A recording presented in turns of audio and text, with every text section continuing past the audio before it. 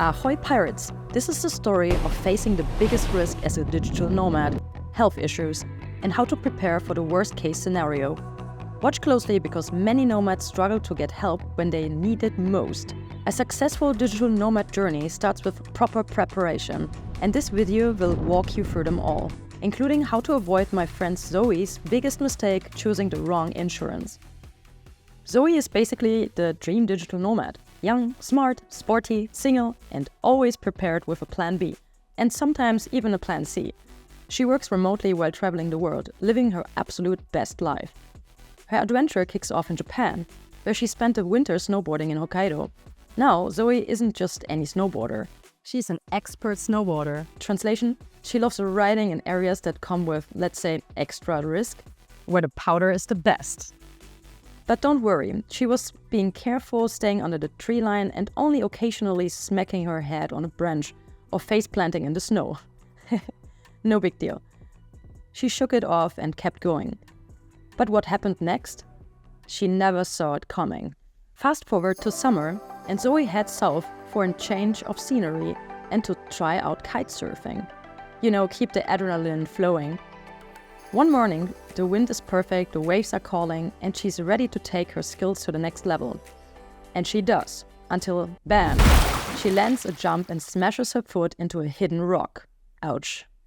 She falls into the water, shrugs it off, and thinks, meh, just a little knock, until she looks at her foot. And let's just say, it looked like something straight out of a horror movie.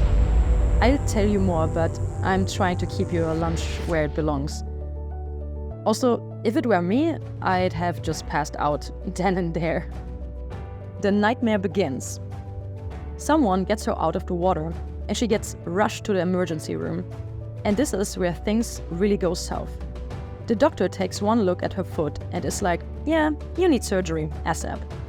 But Zoe, being Zoe, doesn't just trust anyone to start slicing and dicing her foot. She wants to make sure her insurance covers it, and ideally, she'd rather get the surgery back home, where she actually understands the medical system. Problem? She has no idea how to make this happen. She tries calling her family. No answer, because, you know, time zone exists. She tries contacting her travel insurance. Oh surprise, they only accept claims via actual phone calls. Not email, not chat, just an old school landline phone call, which she obviously doesn't have access to.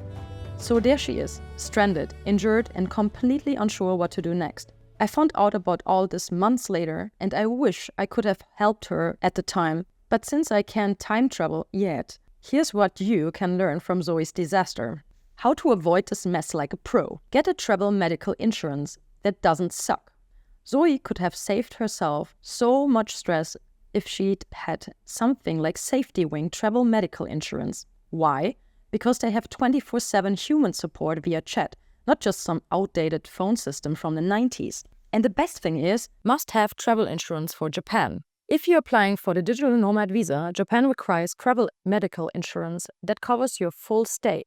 I highly recommend my partner SafetyWing, which is approved by the Japanese government and embassies for visa applications, affordable and flexible, and covers accidents, medical emergencies, and more.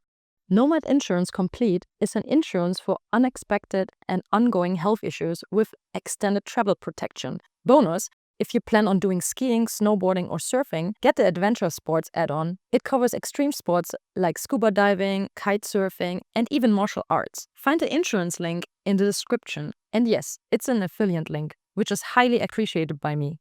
Arigatou gozaimasu. Zoe needed immediate help, and a solid travel medical insurance provider would have solved 90% of her problems. So how is Zoe now? Don't worry, this story has a happy ending. After a long rehab period, she's back in Amsterdam, living her best life. She's got a new job, she's cycling again, and oh yeah, she's also got a very sexy boyfriend.